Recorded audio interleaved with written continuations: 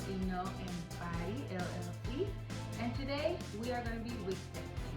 So if you are interested in how I do my wick testing, then just keep watching this video.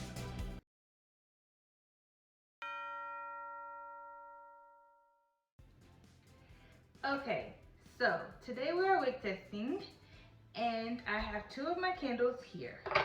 Let me show you guys because I'm so proud of these candles. They are so pretty.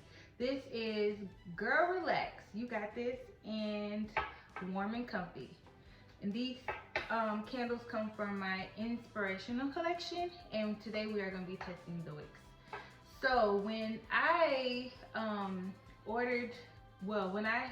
so the type of wax that I use comes from Candle Science, and on their website you can put in the type of vessel you have, like the dimensions and everything like that on there, and the wax that you use, and they will suggest for you some wicks that you should use. So I made these two candles, and I use these two different size wicks. One is LX12 6 inches, and the other that they suggested was CD6 6 inches as well. And these are the 12 packs. Don't mind my nails.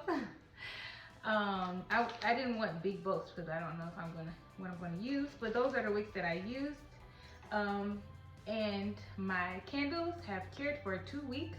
These are coconut soy candles, so they do have to cure or set for 2 weeks. So the long awaiting time is over. So before I start, when I was making my candles, I also have like a little note card in where I put like what went into the candle. So I have like the date I made the candle, so I know exactly how long they need to set for, the type of wax, the type of wick that I used, if there was any dye that I used, the fragrance oils and the percentage of fragrance oils that I used. Oh, I also did put how much wax I used for each candle, and then I just wrote the name of the candle below so I know what this note card is for. And on the back is where I will write my specific notes of the results that I get from testing these wicks, so that I have them for future references. And I will translate this into my I have like a little notebook that I use for testing, so I will transform that. Okay, so first things first, these candles, it smells so good. What is it? Whew, I'm so excited. I can't wait for y'all to smell this. So this one is warm and cozy. It's so pretty. So if you look at it, most times when you make candles, sometimes they will come out 100% perfect. Sometimes they'll have like a little bit of sinkhole. So in this one, I have just a little bit of a sinkhole indication here. I don't know if you guys can see it. It's hard to see when it's white, but there is a little bit of a sinkhole in there. And same here. So one thing I looked up, one way to prevent this would be to insulate the candles, like in the boxes that your jars come in. They have like individual little sections you can put the candle in to insulate it between each other, and that should help. So next time I make candles, I'm going to do that. I will probably film that process because it'll be me getting ready for lunch day. So yes, I probably will do that. But in the meantime, we have these. So we gotta correct it. So how are we gonna do it? So I looked up online how to get rid of sinkholes, because I did another candle that had a sinkhole, and I was like, let me just burn it, and it tunneled. So we don't want that to happen, so we gotta fix it. So I don't know the YouTuber's name, but what he did was he had a chopstick and he just put a hole in there, and then he heated up with a heat gun, which I have today, but I have never used this heat gun, so we're gonna learn together. And then he just let like the surface of it heat up and let that hole fill up, and then at the end when it sets again, it should be clear, even. So that's what we're gonna do now. The only thing is I don't have any chopsticks or skewers or anything of that nature. I didn't really want to put a pin in it. So I have this little tong thing. We have never used it. It's really cute, but we've never used it. So I'm gonna try to see if this will work. So I'm just gonna make a good little hole in here. So this is the hole I made. And I'm gonna change my angle because I want to see what I'm doing. And I'm going down kind of deep too, because I want these holes to fill up. That smells so good. Okay. So yeah, so I literally opened this. Let me unplug it and show you guys. This is a hot gun. I've seen some that looks like hair dryers, but this one isn't. It's a little bit cheaper than those, so that's why I got it. Literally just opened it out of the box, so we're all gonna learn together. So I'm going to turn this on.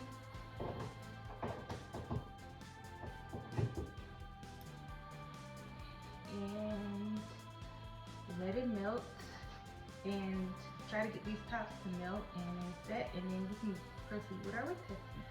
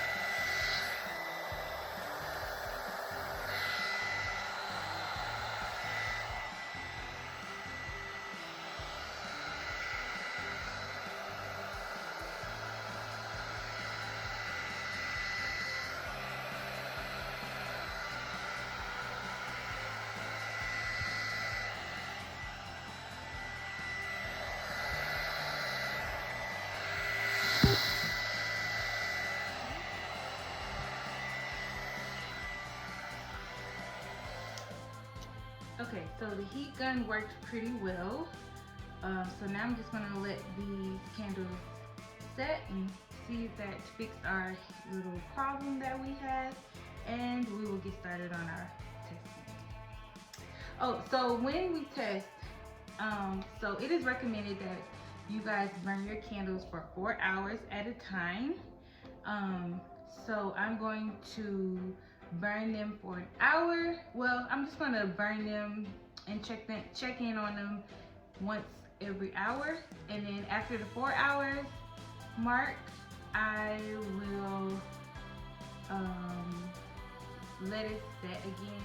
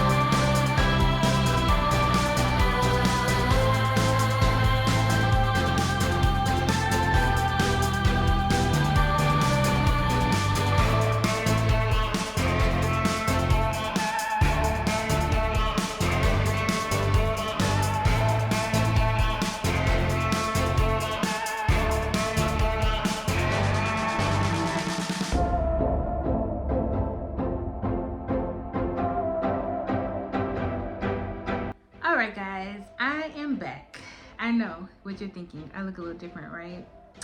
I know. So what happened was I recorded those videos and I realized that I did not record the results to the video. So I'm here now doing that for you guys. If you noticed in one of those previous shots, I poked a few more holes in the candle and heated it with the heat gun. And it helped me out a little bit better. The only thing was, as the candle was burning, you did see some of those holes, but it didn't affect the performance of the candle, so it's not a big deal. And then once the candle did solidify, all of those holes were not there as well, and they went down into the wax. So, because I have lit those candles a few times since our last video, and I see that it's not an issue, so yeah. Just wanted to say that in case you guys noticed it. Let's see. So, for the results. So, I tested the CD66 and the LX126 for those Wick testing. And the results that I came up with was that I enjoyed the CD6 6" candle more. It just had a better hot throw all around for those 4 hours that we burned the candles. Also, the flame was not as high as the other one.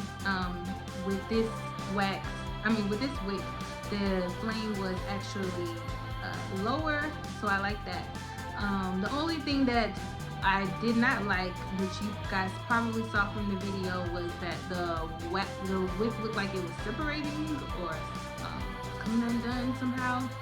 So what I decided, what I think that is the scissors that I was using. The scissors that I used to cut the wicks were not as sharp. So either I'm going to use some sharper scissors, or I am going to actually purchase the professional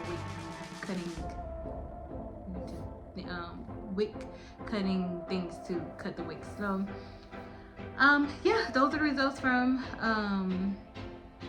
our wick testing, and I think that they went well. I'm super excited because now I know what wicks I need to use, the sword, the wax, everything I need in order to get ready for launch day. So yes, I'm super excited, and I hope you guys are too. Thank you so much for joining me on my channel, and I will catch you on my next one. Bye.